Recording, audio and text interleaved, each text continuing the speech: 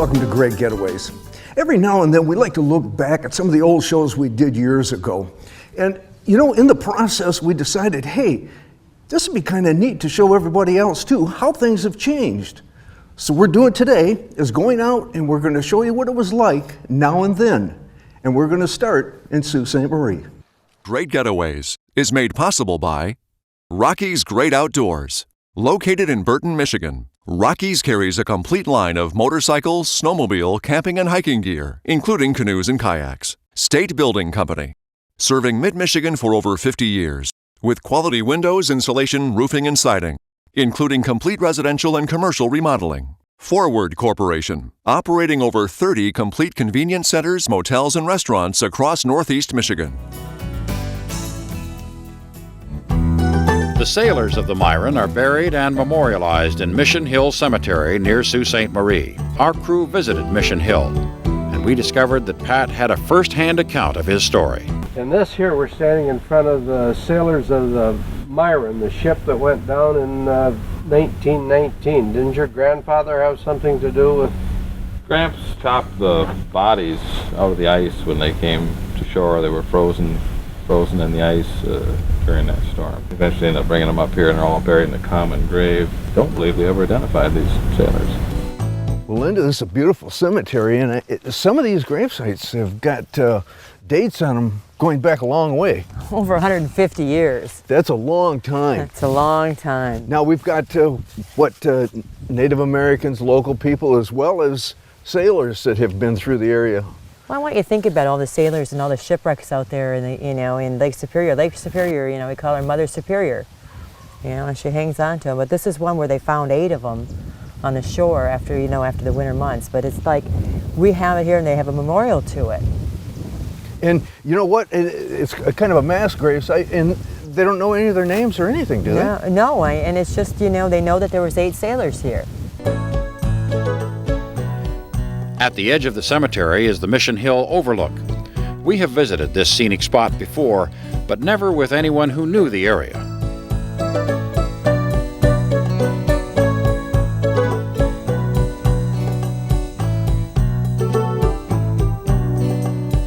It is indeed a great place to come. From the lodge, we traveled east on US 2. At St. Ignace, we turned north on I-75 for the short jaunt to Sault Ste. Marie. For almost 2,000 years before the first Europeans explored the region, the North American Indians inhabited this area. On the shores of the St. Mary's River, the native community Bawating, or the gathering place, was established as an important fishing and meeting place. The St. Mary's River is the only water connection between Lake Superior and Lake Huron. However, there is a section of the river known as the St. Mary's Rapids where the water falls about 21 feet from the level of Lake Superior to the level of the lower lakes. This natural barrier made it necessary for the construction of the Sioux Locks, a project known as the St. Mary's Falls Canal. The first lock was built in 1797 on the Canadian side, but was destroyed in the War of 1812. The U.S. built its first lock in 1855. Today, there are 4 locks in use, continuously being visited by ships from around the world. The Locks Visitor Center gives you your first glimpse of what the locks are all about. The purpose of the center was to provide information about the locks and the ships that use them, and to explain the mission and function of the Corps of Engineers to the visiting public. 2 significant features of the new building included an operating lock model where visitors could see how a ship goes through a lock, and a theater showing movies of the locks, Great Lakes shipping, and related topics. The Sioux Locks are one of the most popular tourist attractions the Sioux has to offer. Lifelong businessman and resident Ted Asquith will tell us more as we get this unique look at the passing freighters. Well, actually, we're standing on the south wall of the MacArthur Lock, just about 20 feet from where all of our visitors can come, and it's quite free. As you can see behind, we have an ocean-going ship going through. It's just raised 21 feet. Its pilot boat is gone ahead, and she's now moving out of the lock. In the next lock over, we have the Callaway, a self-unloader. So when you think of Sault Ste. Marie, you're thinking, of course, of ships and boats. And that's what we have here, and that's what you are seeing here. The Sioux is now progressing beyond just the locks. We have streetscape coming up on Portage. We have, of course, our gaming. And then when you go a little further north into Canada, you have the really terrific provincial park with the ancient Indian pictographs. Even though it's exciting now, I'm sure historically it was even more exciting. Where I'm standing, back in prehistoric times, there was a mile of ice above us. And the great glaciers came here and stopped. And in some areas in through here, they were digging in the street today. You'll run into great giant glacier boulders, and then next to it you'll see beach sand as fine as any you'll see in the world. And all of this, of course, is free when you come to the Sioux. We have history, we have excitement, and we have nice weather. Our ship is progressing nicely.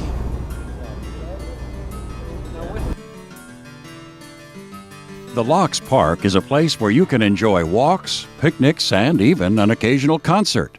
The day we were here, Dan was handling the introduction to a concert that was taking place in the park. I want to thank you for being here tonight. Sit down and relax, tap your feet, have fun. And if you're very lucky and it looks like you are having fun, we're being filmed tonight by the Northern Experience television crew. It's a show shown on PBS here in the Sioux. We get it Saturday afternoons at 6 o'clock, I believe. And they're here to do a show on Sault Ste. Marie. Sit back, relax, enjoy it. Blues Messenger.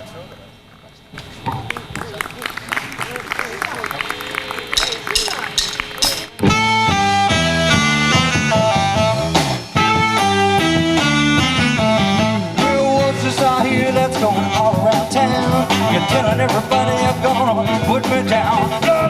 Lord, Lord, what you did. A fountain with colored lights and synchronized music is found here for the visitors' enjoyment.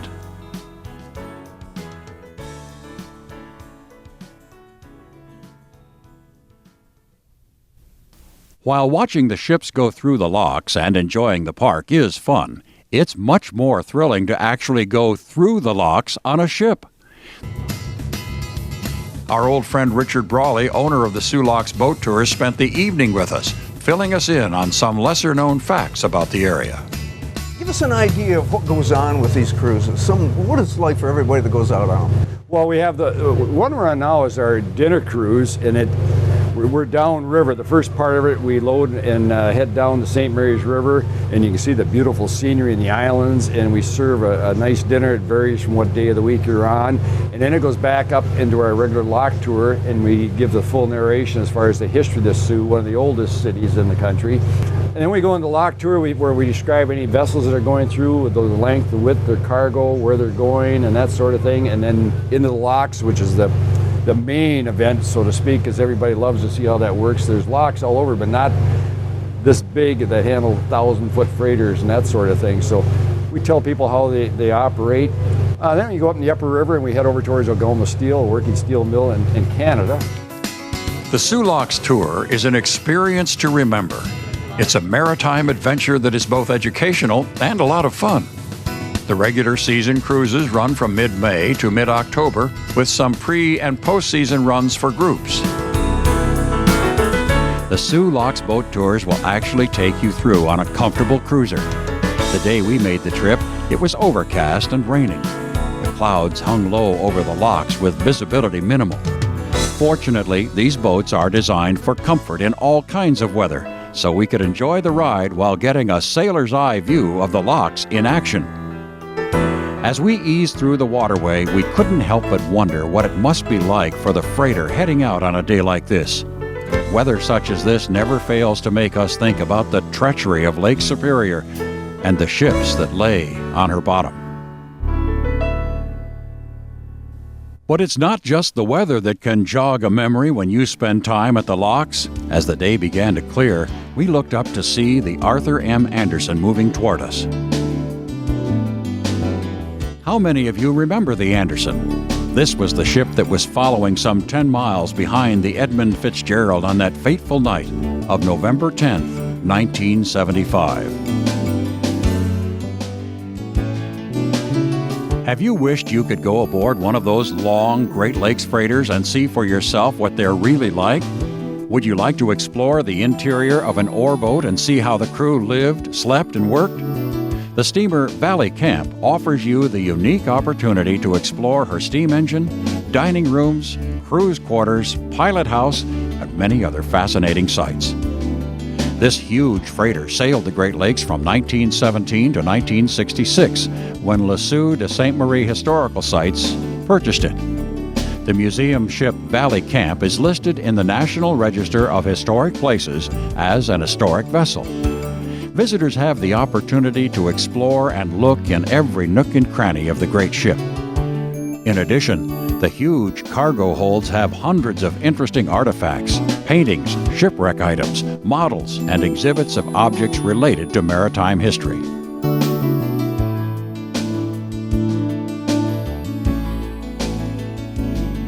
You know, Sault Ste. Marie is an easy place to get to. If you're coming by car, it's straight up I-75. If you're coming by plane, Chippewa County International Airport serviced by Mesaba, which is a Northwest Airlink. And if you're coming by boat, you're in for a treat because the St. Mary's River offers superb sailing as well as power boating. And when you get here, the Kemp Marina is here to service all of your needs, whether your boat's 60 feet, 16 feet, and on up to even 120 to 140 feet, the Kemp Marina is ready to service you. As long as your draft isn't anything more than 9 feet, the services here are all you're going to need. You're only 2 blocks from downtown, the center of it all. So come by boat if you can. It's an experience you'll never forget. I know I've said this before, but I must say it again. Leave yourself plenty of time because there's a lot to do in Sault Ste. Marie. Every city has its main street. It has its blood flow. Portage Avenue in Sault Ste. Marie is that main street. From maritime shops that feature fine maritime prints to t-shirt shops and fine clothing to fine crystal, collectibles, whatever you need, I'm sure you can find it here, and probably one of those things that you don't really need but that just catches your eye. But one thing captures my eye, or should I say my taste buds. When in Rome, do what the Romans do, and when in Sault Ste. Marie, get yourself some fudge. It's the best kept secret in town. That's where I'm going right now.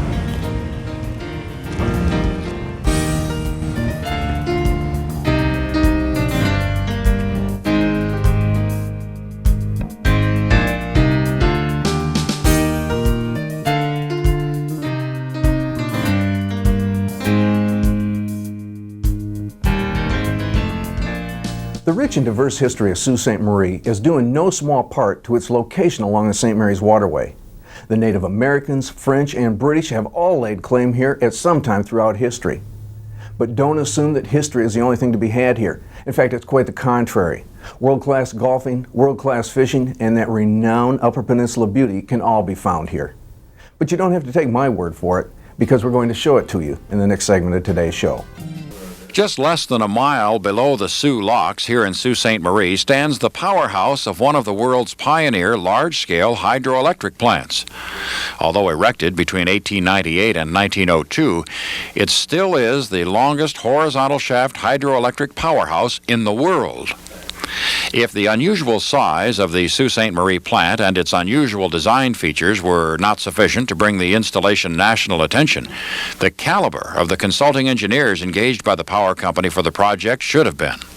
Some of the most prominent names in American civil engineering at the turn of the century, including 2 presidents, 5 vice presidents, and 2 secretaries of the American Society of Civil Engineers, were involved in the facility's design, construction, and repair. Why, then, has the hydroelectric plant been almost forgotten?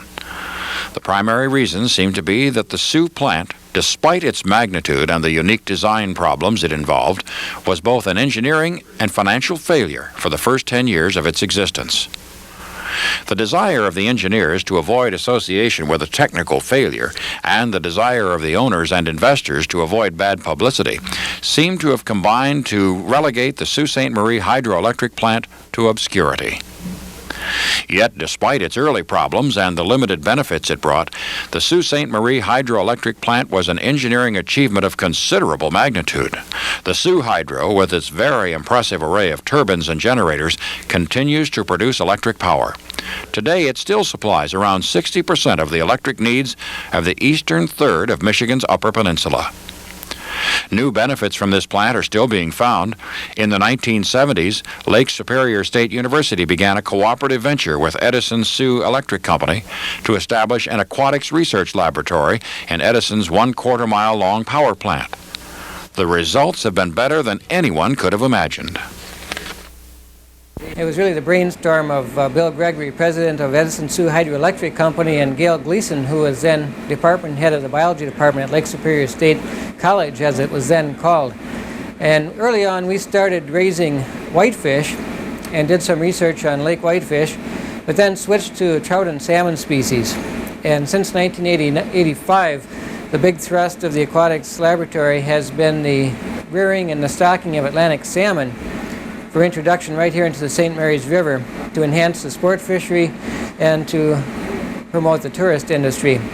We get the fish as eggs about December or January of each year and rear them for roughly 15 or 16 months and stock them as yearlings about 7 inches long each spring, usually about June. And they've been showing very good growth rates. Seems like most of the fish migrate down to Lake Huron and then they return here about midsummer, actually about mid-June, and the fishing is good, and especially good in June and July. Being located on a peninsula surrounded on 3 sides by water offers many advantages. One of the best advantages is the fishing opportunities that the Great Lakes provide. Residents fish during all seasons, even in the most harsh of winters. Visit the Sioux and you'll see why residents are such fishing enthusiasts. We met up with Dan Donarski as he prepared to guide Tom Stegman and Gary Morrill for their first time fishing the legendary waters of the St. Mary's Rapids.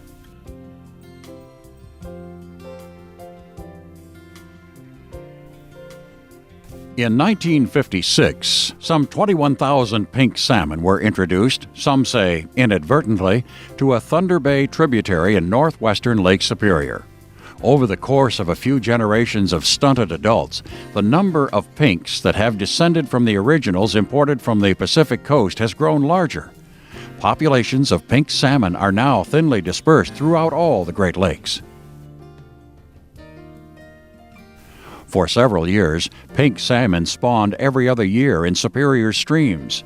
This is because pink salmon almost always spawn and die in the fall of their second year of life. However, because Lake Superior's nutrient-lean waters have slowed their growth, some pink salmon have taken 3 years to mature. As a result, there are now spawning runs every year in some Lake Superior tributaries.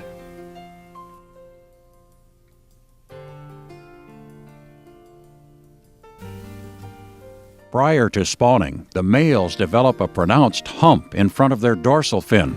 For this reason, the species is often called the humpback. Though spawning pink salmon seldom feed, some will strike at live bait in the early stages of this transformation.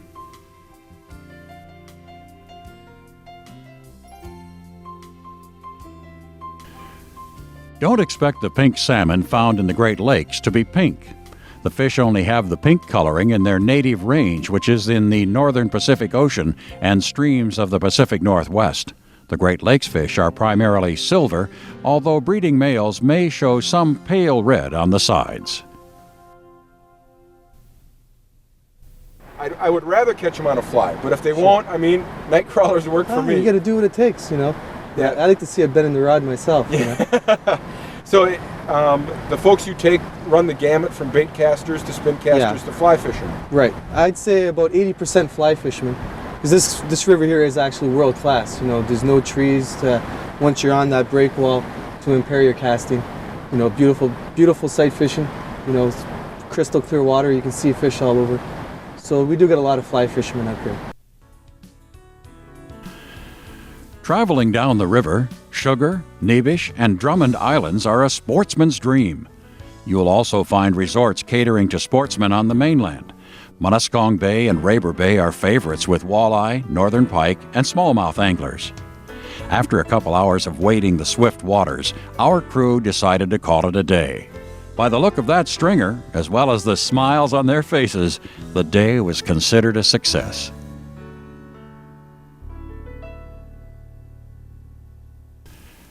Our next adventure started with a scenic drive west along the Big Lake. we met Dan and Tony Wazaveron for a mountain biking trek in the Hiawatha National Forest.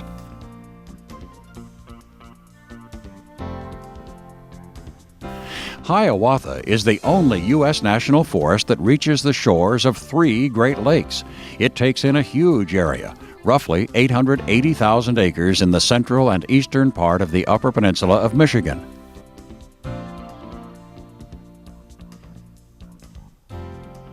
With Hiawatha's extraordinary location, a vast array of recreational opportunities is available in a spectacular natural setting among great views and interesting historic sites.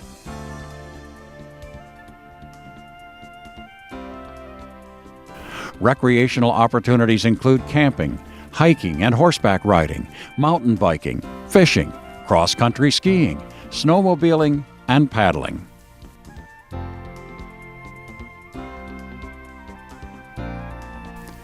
Rolling terrain and winding trails led us up to a high bluff where we stopped to enjoy the spectacular view. In the past, our crew has always referred to this spot as Mission Hill, and it's always like a magnet that draws us to the top. We soon found out that it's also known as the Spectacle Lake Overlook, and for good reason. As we scanned the horizon, we soon recognized that the lake below really did resemble a pair of glasses, hence the name Spectacle Lake. Our vision certainly did feel clearer as we took in the views.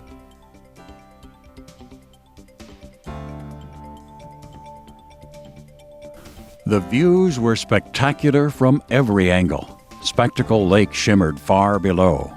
On one side, the Sioux was visible in the distance, as well as Canada's Laurentian Mountains, and the countryside's rolling hills led off to Lake Superior's horizon at the other. Yet another of this region's magnificent views, Spectacle Overlook, is one that should not be missed. Truly a place of peace and beauty, and the scenery is fantastic in any season.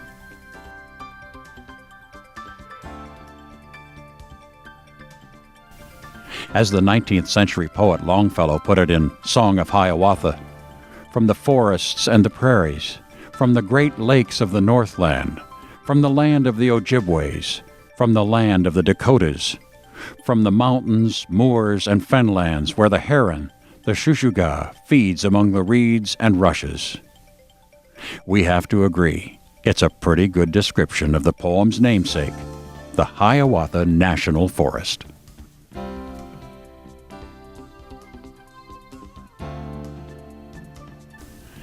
It's obvious to us why Sault Ste. Marie is such a popular destination. There is enough to do on land and water to make the most of every hour. Or there's plenty of wide open spaces to simply slow down and relax with a nice walk in the woods or a leisurely round of golf. Between the lure of autumn colors, some more fishing, biking, or a hike through one of the area's forests, we're sure to return to this postcard-perfect port sometime soon.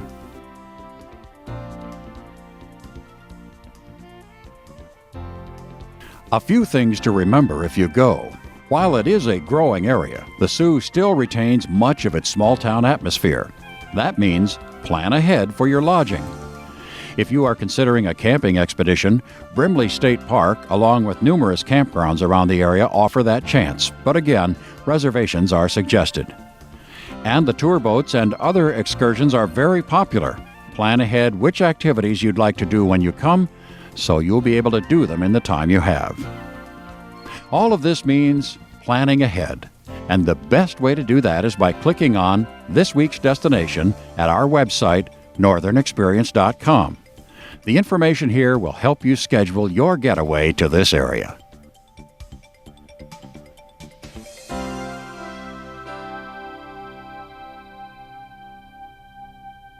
Sault Ste. Marie is one of those rare places that has everything. It's the third oldest settlement in the nation, home to the busiest waterway in the world, and has everything a traveler could want. Yet for all its age in commerce, it still retains the same beauty and grace that has drawn people here for over 2,000 years. Well, I hope you enjoyed our show on Now and Then in Sault Ste. Marie, Michigan. We had a lot of fun putting this show together. If you want more information, you can go to our website at greatgetaways.tv. Matter of fact, we'd like to hear from you. Hear your thoughts on looking back on these Now and Then shows. Is it something you enjoyed? Is it something you'd like to see in the future? We'd like to hear from you. Thanks for watching, and we'll see you next week. Great Getaways is made possible by Rocky's Great Outdoors. Located in Burton, Michigan, Rocky's carries a complete line of motorcycles, snowmobile, camping, and hiking gear, including canoes and kayaks. State Building Company, serving mid-Michigan for over 50 years, with quality windows, insulation, roofing, and siding, including complete residential and commercial remodeling. Forward Corporation, operating over 30 complete convenience centers, motels, and restaurants across Northeast Michigan.